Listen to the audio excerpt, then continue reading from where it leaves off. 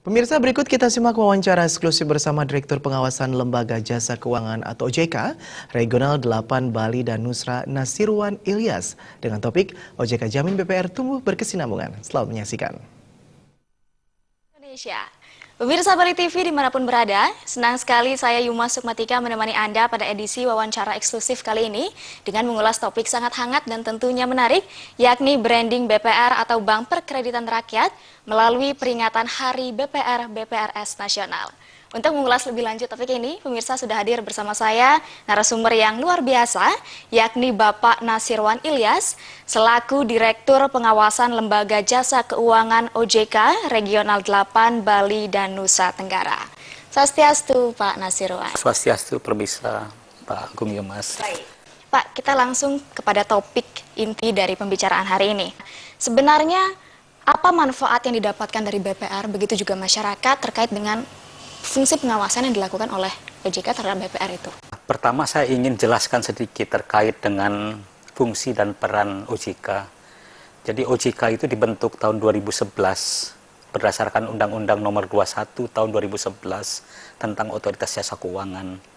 Di mana ketika OJK dibentuk itu tujuan dasarnya adalah untuk mewujudkan sistem keuangan yang teratur, yang adil, yang transparan dan akuntabel, serta mewujudkan sistem keuangan yang bertumbuh secara berkelanjutan, serta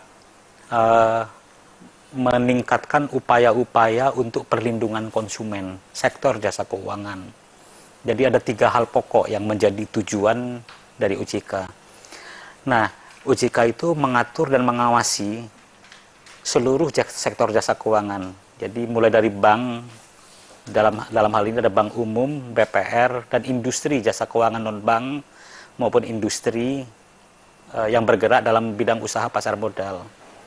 Nah, kita paham bahwa BPR itu berdasarkan perundang-undangan yang berlaku, yang sekarang ini adalah Undang-Undang Nomor 10 tahun 98 tentang perbankan, merupakan salah satu bentuk dari jasa perbankan di Indonesia. Jadi Undang-Undang Perbankan itu mengatur bahwa ada BPR, Bank Perkreditan Rakyat, dan ada bank umum. Nah, kita paham bahwa sektor jasa keuangan, termasuk dalam hal ini BPR, itu memiliki peran yang sangat strategis dan penting dalam pembangunan ekonomi. Jadi, kekisruhan yang terjadi, ketidakteraturan yang terjadi di sektor perbankan, termasuk di BPR, itu akan berdampak terhadap pencapaian tujuan pembangunan ekonomi nasional. Oleh karena itu, negara, pemerintah, itu berkepentingan untuk menjaga agar sistem perbankan ini beroperasi secara baik, teratur, kemudian tumbuh secara berkelanjutan, kemudian juga konsumen penerima layanan jasa keuangan itu juga terlindungi kepentingannya. Nah, BPR itu adalah diatur dan diawasi oleh OJK. Jadi dengan diatur dan diawasi oleh OJK, kita berusaha untuk menjamin agar BPR itu bisa bertumbuh secara berkesinambungan, kemudian kemanfaatannya bagi masyarakat dalam rangka menjalankan fungsi intermediasi dana. Jadi masyarakat yang butuh saluran untuk investasi keuangan bisa menggunakan BPR. Kemudian mereka butuh permodalan untuk kegiatan usahanya, ataupun dalam rangka memenuhi kebutuhan-kebutuhan untuk konsumsi, misalnya KPR, pembelian kredit bermotor, dan lain-lainnya, itu bisa menggunakan BPR. Nah, bagi masyarakat, ketika BPR itu diatur, diawasi, dan dibina oleh OJK, maka kepentingan masyarakat itu juga akan jadi terlindungi. Di samping kita paham bahwa aktivitas masyarakat yang menyimpan dananya di BPR, kalau dia memenuhi ketentuan-ketentuan terkait dengan penjaminan, itu juga dia dijamin oleh LPS gitu. Jadi OJK bersama LPS juga bekerja sama untuk memastikan BPR ini tumbuh secara baik. Perkembangan BPR di Bali pada khususnya dapat kita katakan mengarah ke arah yang positif, semakin banyak. Sebenarnya dari fenomena tersebut, kepercayaan seperti apa yang memang diberikan oleh masyarakat terkait dengan perkembangan BPR ini? Industri BPR di Bali ini memiliki sejarah yang panjang. Eksistensi lembaga keuangan mikro yang merupakan cikal bakal BPR yang sekarang ada itu memang sudah melekat dalam tradisi dan kehidupan keseharian masyarakat di Bali. Pada saat ini di Bali itu ada 137 BPR. Di antara 137 itu ada 1 BPR syariah, kemudian 3 BPR yang dimiliki oleh pemerintah daerah tingkat 2. Dengan jumlah kantor yang tersebar di 9 kabupaten dan kota di Bali sebanyak 321 kantor. Jadi saat ini masyarakat yang menjadi pengguna jasa BPR itu tercatat hampir lebih dari 780.500, baik dari sisi penabung atau deposan yang jumlahnya hampir mendekati 696.000 jumlah rekening tabungan dan deposito di BPR seluruh Bali. Kemudian dengan jumlah total dari rekening kredit itu sebanyak 83.760-an. Jadi total masyarakat atau rekening yang dikelola oleh BPR itu mencapai 780.500. Ini menjadi cerminan bagaimana BPR itu menjadi bagian penting dalam perekonomian masyarakat di Bali. Jadi kalau di level masyarakat yang sangat di bawah itu seringkali mereka punya koperasi simpan pinjam dan juga LPD gitu. Tapi ketika dia memiliki usaha mikro dalam skala yang agak lebih besar dan belum menggunakan bank umum gitu, mereka bisa dilayani oleh BPR. Jadi kami melihat bahwa masyarakat di Bali itu sudah friendly, sudah terbiasa dengan layanan jasa BPR. Walaupun segmen masyarakat yang belum kita layani itu juga masih tetap besar gitu. Ini menjadi PR kita ke depan gitu, dan juga PR bagi pelaku industri jasa BPR untuk bisa menjangkau masyarakat-masyarakat dan memfasilitasi mereka itu mengembangkan sektor-sektor usaha produktif di Bali ini. Baik, kemudian ke depan apa kebijakan yang akan diambil oleh OJK dalam membina dan juga mengembangkan BPR khususnya di Bali? Kondisi persaingan pasar dalam industri jasa keuangan dari waktu ke waktu kan terus meningkat. Jadi memang BPR sebagaimana saya sebutkan tadi, mereka berada di tengah.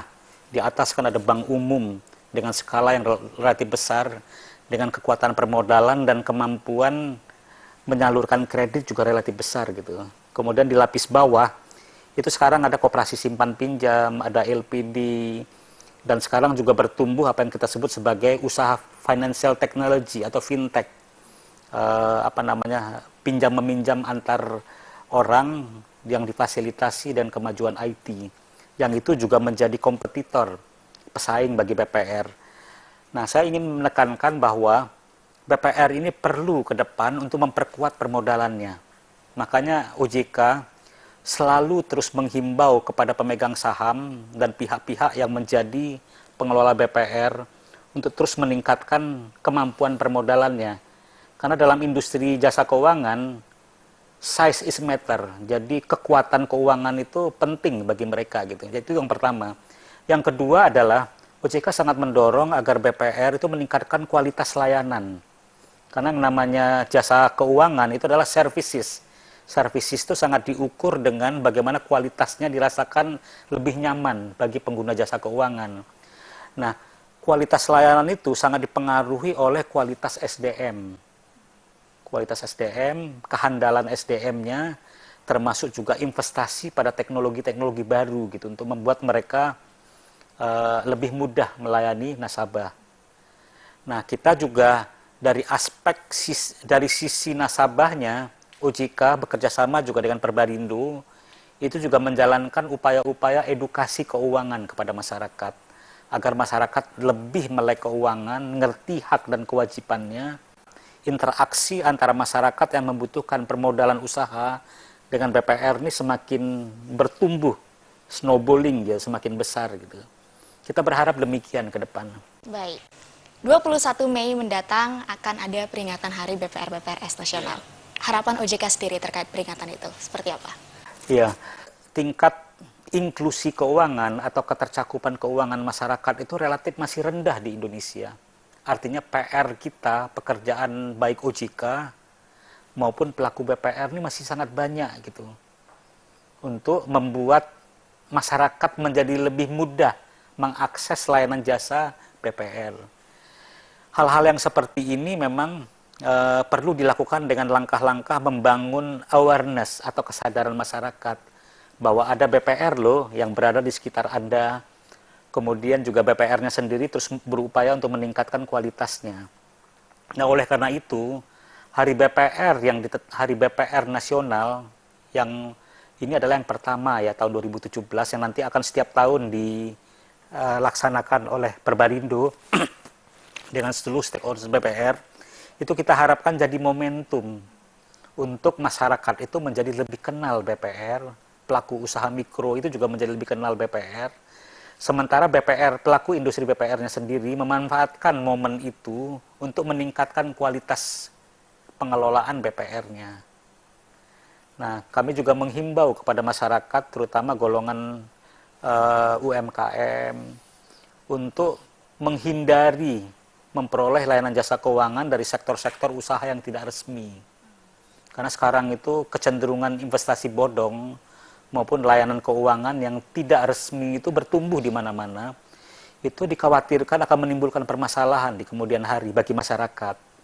Nah, BPR itu diatur dan diawasi oleh OJK. Kemudian juga dari sisi masyarakat penabung dan deposan itu dilindungi oleh LPS. Sehingga kalau ada permasalahan yang terjadi, OJK memiliki tanggung jawab juga gitu, terkait dengan bagaimana mengatasi problem. Dan LPS juga membackup melalui pembayaran tabungan atau deposito masyarakat dalam hal di mana BPR ini mengalami kesulitan sampai dilikuidasi gitu.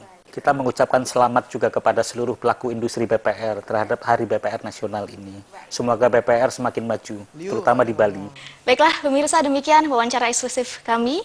Semoga memberikan manfaat bagi kita semua, khususnya masyarakat Bali. Akhir kata, saya Yuma Sukmatika. Terima kasih atas kebersamaan Anda dan salam Indonesia.